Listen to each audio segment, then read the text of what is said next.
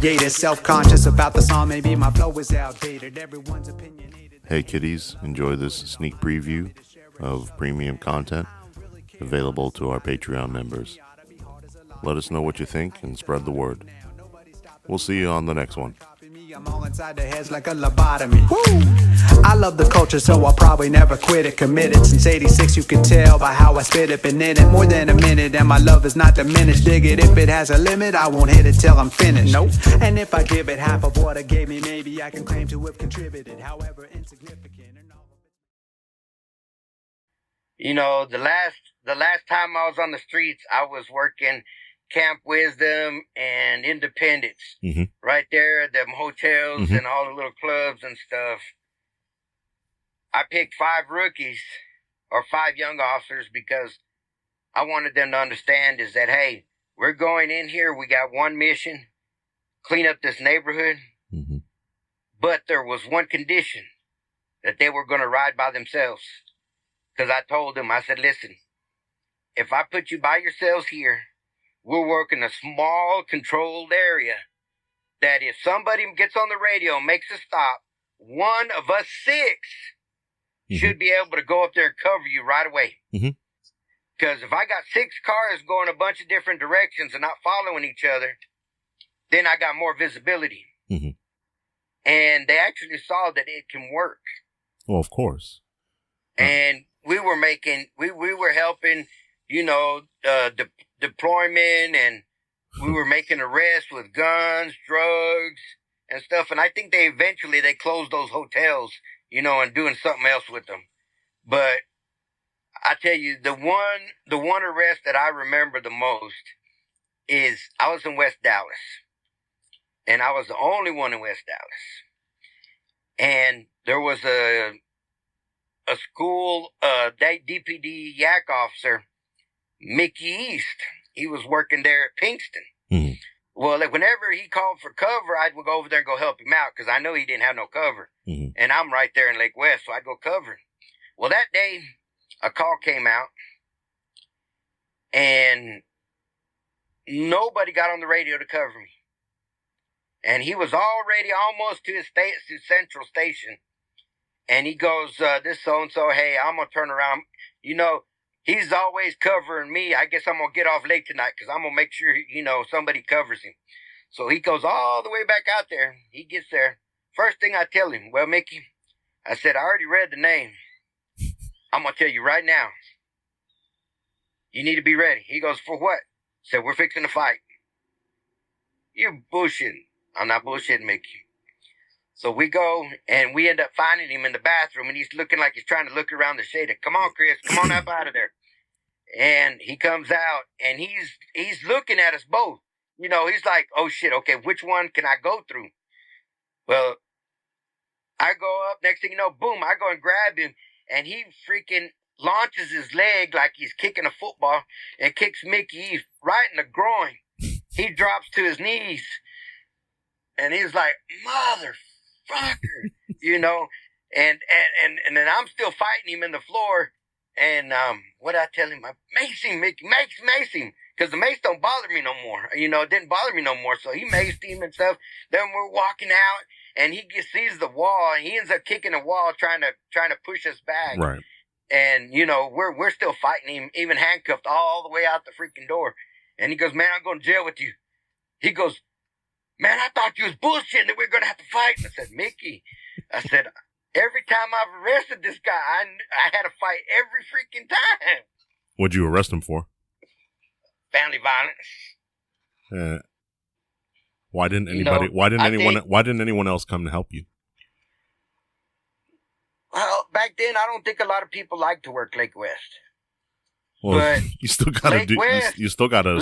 you know, Lake West, and right there, you know, around the projects and everything, you know, I still call them projects, you know. Sure. They, you know, you just because it's like a friend of mine said, you know, that worked up there in robberies.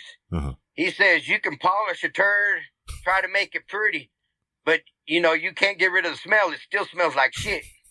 You know, I don't care what the city plans on doing with that Trinity River, but it ain't gonna be no river walk like San Antonio. Because when it gets hot, that damn river smells like shit. And why am I going to take my kids down there to smell shit? You got to clean all the shit out. So, well, and then you invest in all this bond money like you're going to come in there and change shit. That's damn near 20 years ago. They ain't done shit. Yeah, Dallas, to me, I mean, I love the department, but it seemed like the city is way behind. Mm-hmm. Do you did the police feel like, did the PD feel like the city supported them? No, we didn't feel like they supported us. You know, it's just, you don't sit there. You get some of them that'll push, and they're just trying to make a scene, you know, to hopefully get a little, try to see if somebody will help them and shit like that. But, you know, by the time you get them handcuffed, they're crying in the car. Man, let me go, come on, let me go. No, I ain't letting you go. You should have fucked up. You know, shit. I could care less if you cry. You're still going. You know, jeez. But, you know, and it got to the point where there was too much politics in police work. And politics and police work don't mix. Mm-hmm. And when I mean politics, I mean when you got city council members and you got mayors and city managers calling the police chief saying, hey, I got somebody that's been waiting on a response from the police, and there's 12 calls ahead of them, but they end up calling to the station and saying, hey, I need y'all to go take care of this. So what that means is, just because the city councilman or a city mayor calls, their call gets pushed up to the top. But all the other folks that live in this area, they got to wait just because you called and told the police to answer these freaking calls. And then you on the street level, what are you supposed to do, right? Oh, I'm going to take a stand. Like, no, you can't. You fucking lose your job. Yeah. But, you know, there needs to be something in there where, you know, if somebody gets hurt on one of these calls because a city councilman tells the chief, you need to hit somebody on this call because I need somebody there now. Right. And an individual gets hurt because of it, because he got jumped, his call got jumped, then those family members should be able to go sue the freaking city council member that told the police to go to that other call instead of theirs. Well, they need to be accountable for that shit. Well, I'm thoroughly convinced that the 5 dead cops we have on 7/7, the blood, their blood is on politicians' hands for vilifying the police. The police are not. The police are not the enemy. They should have been. I mean, I think if an officer felt more comfortable going around, you know, going to some deals like a protest or something like that, and they want to wear the heavy vest, they should have been allowed to back then. And were they not? It takes something like that for officers to get hurt. Well, what they should have had was having guys sitting out there from counterterrorism or something with rifles on, and you know, I mean, if I'm correct, they always have individuals that are in the parade that are in plain clothes watching and listening to whatever's going on. This was just an unfortunate incident that nobody could have expected. It starts with not demonizing the police. I can tell you it starts there. Because the one message that's consistent is that as much as we needed the citizenry, the citizens need its police. Mm-hmm. Just like we said earlier, when the police are left to flounder and when the police are stripped of their potential, those who suffer are the black and brown minority communities that the politicians profess to be protecting by vilifying the police. But this is the other thing. You got media and police downplaying stuff. Like, let's say, up here by Bishop Arts, you had I think it was a husband and a wife, they got carjacked. Mm-hmm. Their white Porsche SUV was taken in a carjacking. Mm-hmm. Well, all of a sudden, boom, they bumped that up to hurry up and find that white Porsche. But you get somebody over here off of maybe Gannon and Westmoreland that they're driving around some hoopty and somebody carjacks them. You don't see that shit on the news. Nobody cares. Because nobody cares. And the police department doesn't care because, you know what? If this would have been that white Porsche, they'd have put the same kind of effort into it. It seems like money decides where everything goes. Well, ain't that the truth? My suicide victim was a young Hispanic female, who, born to immigrant parents. They don't speak English. And when she was found dead after 2 weeks of searching, there were maybe 2 or 3 articles on her, and most of them were in Spanish, right? From Telemundo.